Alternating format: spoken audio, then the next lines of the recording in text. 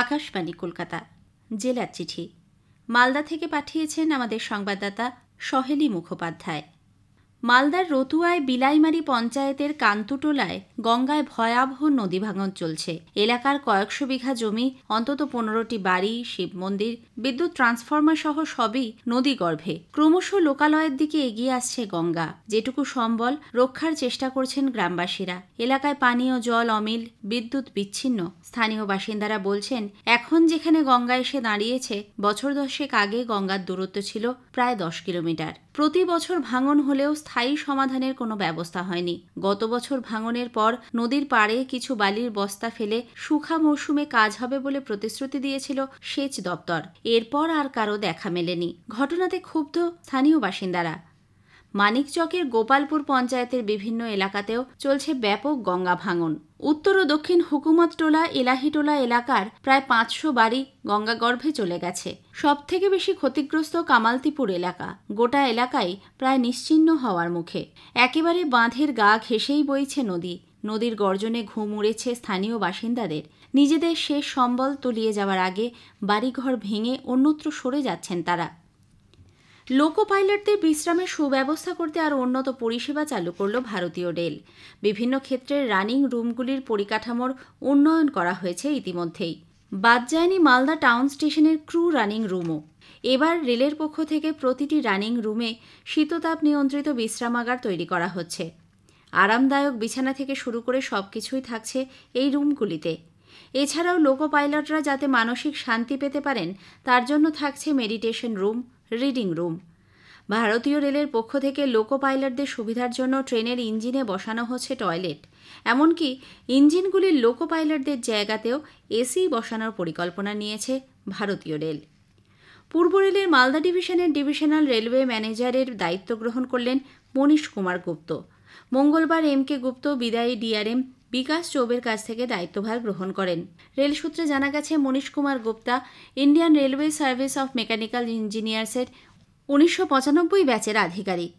এবার মৌসুমের শুরু থেকেই জেলায় ডেঙ্গির প্রকোপ বাড়ছে। স্বাস্থ্য দপ্তরের দাবি, মালদা জেলায় 2 শতাধিক রোগী ডেঙ্গিতে আক্রান্ত হয়েছেন। ইংরেজবাজারের পাশাপাশি কালিয়াচকের 3টি ব্লকেই সংক্রমিতের সংখ্যা ক্রমশ বাড়ছে।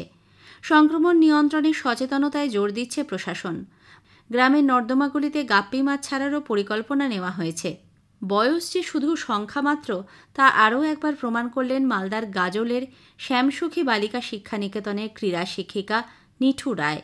তিনি 56 বছর বয়সে সম্প্রতি ঢাকায় আয়োজিত আন্তর্জাতিক ভেটারেন্স অ্যাথলেটিক প্রতিযোগিতায় ভারতের হয়ে প্রতিনিধিত্ব করে অর্জন করলেন 3টি পদক।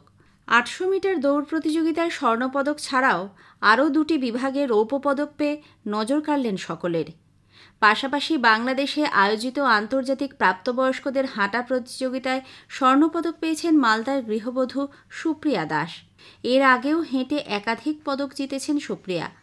এবার 2 কিলোমিটার হেঁটে বিশ্বসেরা হলেন তিনি। তবে শুধুমাত্র হেঁটে নয়, পাশাপাশি রিলে দৌড় ও দৌড় প্রতিযোগিতাতেও একাধিক পদক পেয়েছেন।